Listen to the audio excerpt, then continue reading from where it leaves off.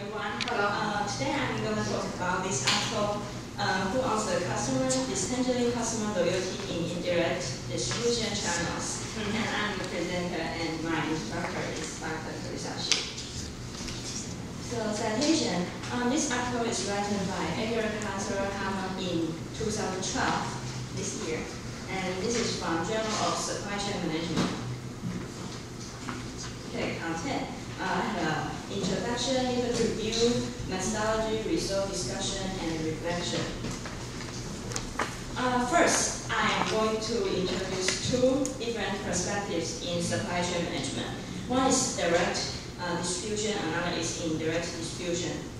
Direct distribution, for example, Dell, they sell products by dealing directly with consumers. And indirect distribution, for example, Sony, they don't sell their goods directly to consumers. And today I'm going to talk about indirect distribution. Okay. Background. Today, the potential interplay between brand and distributor loyalty is still a blind spot in supply chain management. And the purpose of this study is to understand whether and how brand and distributor loyalty impact each other in indirect distribution channels. Literature review. Customer loyalty can be defined as an intention to perform a diverse of behaviors that signal a motivation to maintain a relationship. This is by Sedgwick, Stein, and Saber in 2002. And there are two important theories applied to this research. The first is information integration theory. When customers possess multiple information, they have two steps. First step, all relevant cues are weighted according to their relevance to the individual. And the second step, the weighted information cues are summed to determine the individual's overall response to the evaluated entity.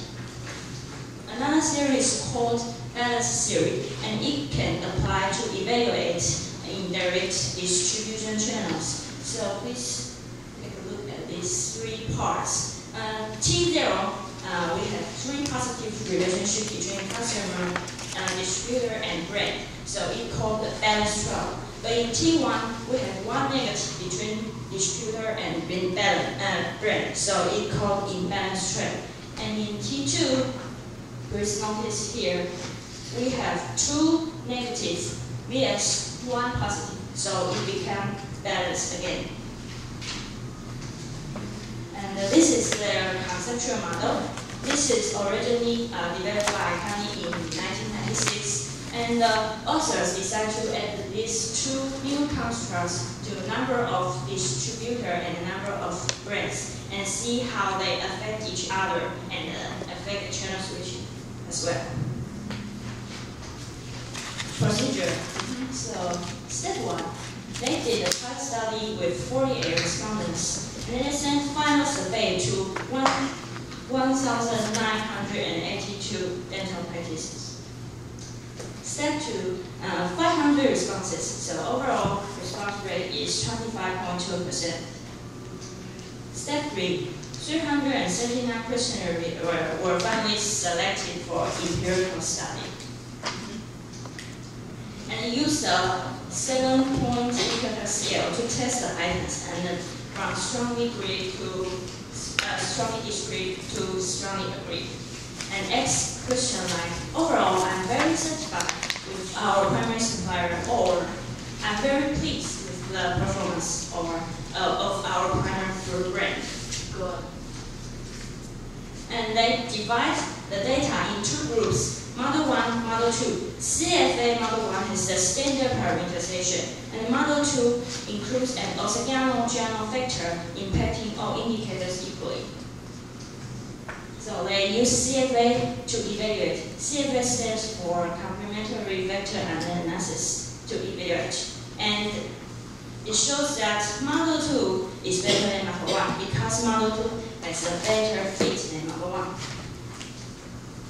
Okay, so hypothesis 1 says brand loyalty has a positive effect on distributor loyalty, and we get point 2 is significant, so hypothesis 1 supported. 2 says distributor loyalty has a positive effect on brand loyalty. But we guess 0.03 is not significant, so hypothesis 2 is not supported.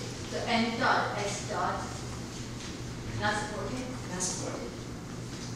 And hypothesis 3 says brand loyalty has a positive effect on channel switching. We get is 0.35, supported, significant. Oh, here, oh, sorry. And then did you see the note here, everybody below the table, N dot, S dot is not significant. Not significant. Hypothesis 4 says distributor loyalty has a negative effect on channel switching. And it's negative 0.24 is significant, so hypothesis 4 supported. Hypothesis 5, channel switching is more likely to occur if brand loyalty exceeds distributor loyalty. I also use these equations to test the model and get the results B3 plus B4 equals 0. I'm not quite familiar with these equations, but the results support the idea that the channel switching depends on brand loyalty and distributor loyalty, the difference between their relationship. So it is support hypothesis 5. The discussion. So we from according to this result, we know that brand loyalty and distributority may have some impacts on channel switching. And the empirical study confirms that brand and distributor loyalty should be considered two distinct yet interrelated constructs in channel research. Conclusion. There are 3 implications for brand manufacture. First, brand manufacturers should establish relational bonds with customers, and they need to understand who benefits from investment, and they also need to know how to evaluate investments from different kinds of distribution channels. So, reflection. This study only focused on one product category, which is the dental practice for materials.